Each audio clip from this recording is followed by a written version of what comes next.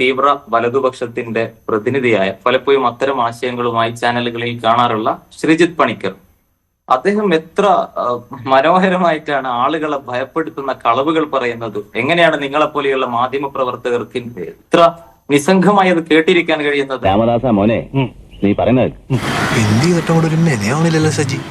വഖഫ് നിയമം എന്ന് പറഞ്ഞാൽ അദ്ദേഹം ഇവിടെയുള്ള ആളുകളുടെ ഇതര മതസ്ഥരുടെ സ്വത്തുക്കളൊക്കെ കൊള്ളയടിക്കാൻ പറ്റുന്ന, നമ്മൾ ഇരുന്നിടത്ത് നിന്ന് ഇത് വഖഫ് സ്വത്താണ് എന്നൊരാൾ വിചാരിച്ചാൽ അത് വഖഫാകുന്ന കാട്ടു നിയമമാണ് വഖഫ് ബോർഡിൽ ഉള്ളത് എന്ന പ്രചരണമാണ് അദ്ദേഹത്തെ പോലെ ചില തീവ്ര ക്രിസ്ത്യൻ സംഘടനകൾ ഉൾപ്പെടെ കഴിഞ്ഞ ദിവസങ്ങളിൽ കേരളത്തിൽ ഉടനീളം നടത്തിക്കൊണ്ടിരിക്കുന്നത്.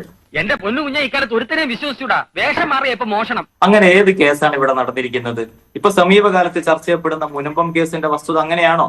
ഞാൻ പറയുന്നത് മുനമ്പത്തിന്റെ കേസിൽ ആളുകൾ ഇറക്കി വിടണമെന്ന് ഒന്നുമല്ല, അത് നിയമത്തിന്റെ വഴിയിൽ തീരുമാനമാകട്ടെ. പക്ഷെ ഇത്തരം കേസുകളുടെ മറവിൽ മുസ്ലിം സ്ഥാപനങ്ങൾക്കെതിരെ അല്ലെങ്കിൽ മുസ്ലിങ്ങളുമായി ബന്ധപ്പെടുന്ന ഇത്തരം ബോർഡുകൾക്കെതിരെ അങ്ങേയറ്റം നീചമായ, വ്യാജമായ, ഇസ്ലാമോഫോബിക്കായ പ്രചാരണങ്ങൾ പലപ്പോഴും തീവ്ര വലതുപക്ഷവും തീവ്ര ക്രിസ്ത്യൻ സംഘടനകളും നടത്തിക്കൊണ്ടിരിക്കുന്നുണ്ട്.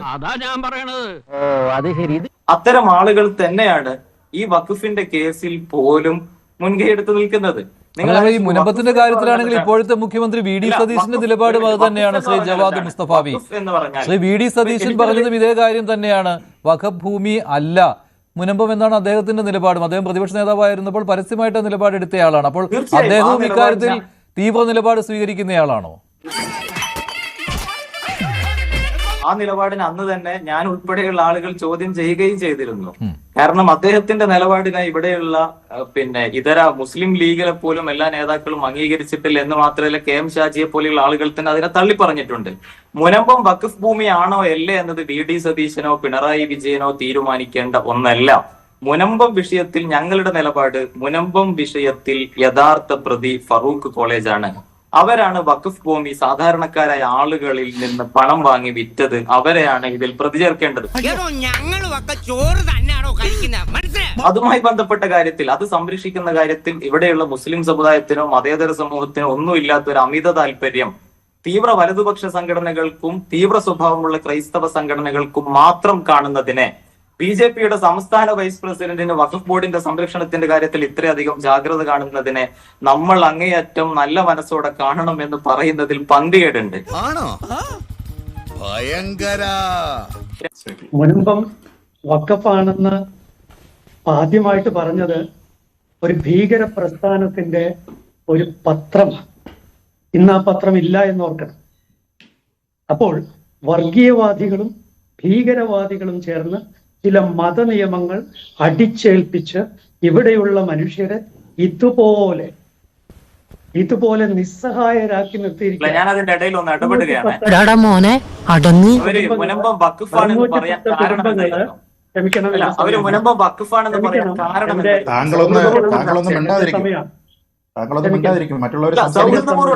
അദ്ദേഹത്തിന്റെ സംസാരിക്കാം. അവര് മുനമ്പം വഖഫാണെന്ന്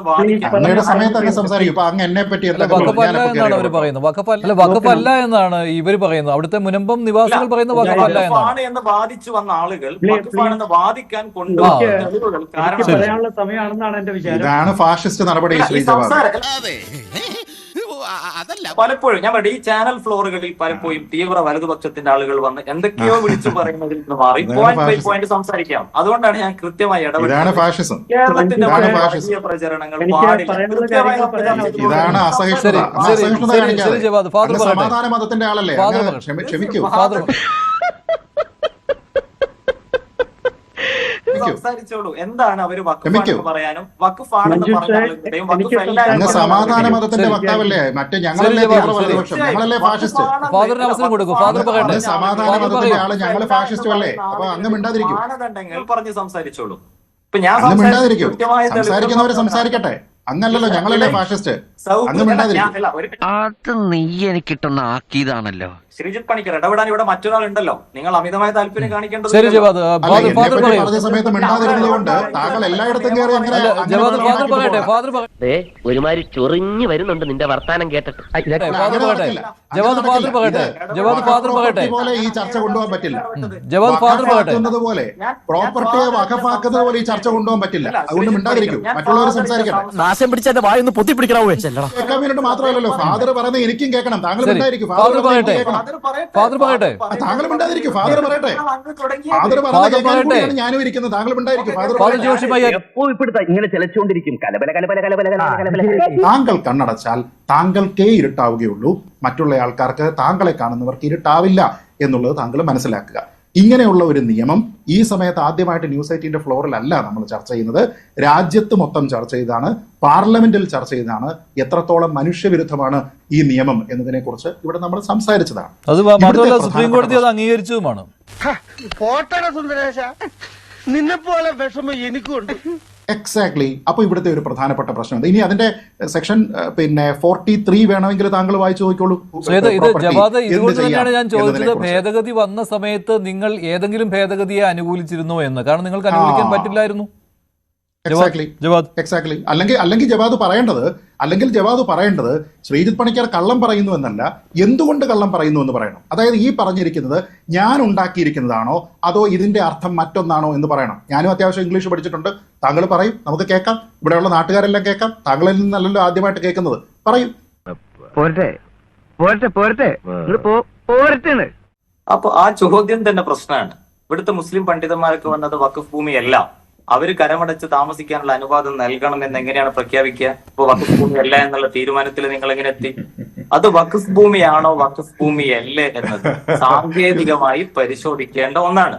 ഇനി കഴിഞ്ഞ താങ്കൾ പറഞ്ഞത് മനോഹരമായിട്ടാണ് അവർ സംസാരിച്ചതെന്നാണ്. ഇതാണ് മനോഹരം. അല്ല എന്താണ്, അല്ല ഒരു മിനിറ്റ് മഞ്ജുഷ്, അത് വഖഫ് ഭൂമിയല്ല എന്ന തീർപ്പിലെത്തിയെന്നാണോ? അല്ല, താങ്കൾ പറഞ്ഞ അങ്ങനെയല്ലല്ലോ. താങ്കൾ പറഞ്ഞത് മുസ്ലിം മത പണ്ഡിതന്മാർ എത്ര മനോഹരമായിട്ട് പറഞ്ഞു, അവരോട് അവിടെ നിന്ന് ഇറങ്ങി പോകേണ്ടതില്ല എന്ന്. അല്ല, മുസ്ലിം മത പണ്ഡിതന്മാര് അവിടെയുള്ള ആളുകളെ കുടിയൊഴിപ്പിക്കണം, അല്ലാതെ ഒരു കേസിൽ നിൽക്കുന്ന കാര്യത്തിൽ എങ്ങനെയാണ് കരമടച്ച് താമസിക്കാനുള്ള അനുവാദം കൊടുക്കണം എന്ന് ആഹ്വാനം ചെയ്യാം?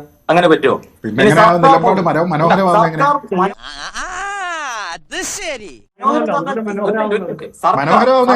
സർക്കാർ ഭൂമി അനുവദിക്കൂ. സർക്കാർ ഭൂമി കയ്യേറി കുടിയേറ്റ ഭൂമിയിൽ താമസിക്കുന്ന ആളുകൾ ഇതിന്റെ ഇടനിലയിൽ നിന്ന് ആരോ വഞ്ചിച്ചതാണ്. അത്തരമൊരു കേസ് മുന്നിൽ വന്നാൽ ഇവിടെയുള്ള രാഷ്ട്രീയ നേതാക്കൾ അല്ലെങ്കിൽ പൊതുപ്രവർത്തകർ ഉന്നയിക്കേണ്ടത് അവിടെ കരമടച്ച് താമസിക്കാനുള്ള അവകാശം കൊടുക്കണമെന്നാണോ? അത് നിയമപരമായ പ്രോസസ്സല്ലേ?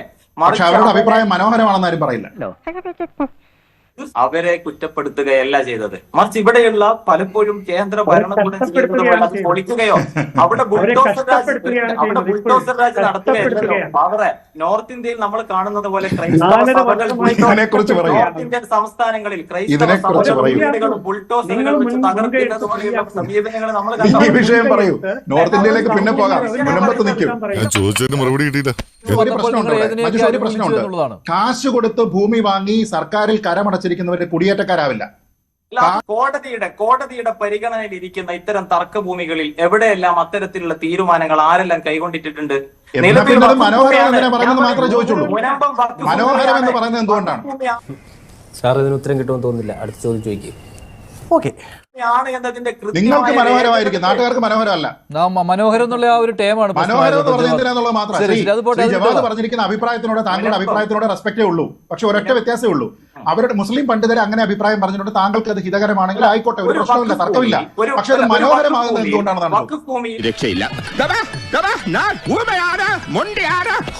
ബിരിയാണി പോലും ദഹിച്ചു പോയി. കുടിയേറ്റ താമസക്കാരായ ആളുകൾക്ക് കരമടച്ച് താമസിക്കാനുള്ള അനുവാദം കുടിയേറ്റം അല്ലല്ലോ, സർക്കാരിലല്ലേ അവർ ടാക്സ് അടച്ചത്. സർക്കാർ ടാക്സ് അടച്ചതിന്റെ രേഖ ഇവിടെ ഉണ്ടല്ലോ.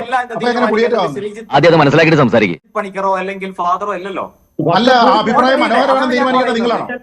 നിങ്ങൾക്ക് മനോഹരമായിട്ടുള്ള അഭിപ്രായമായിരിക്കും, മറ്റുള്ളവർക്ക് മനോഹരമല്ലല്ലോ.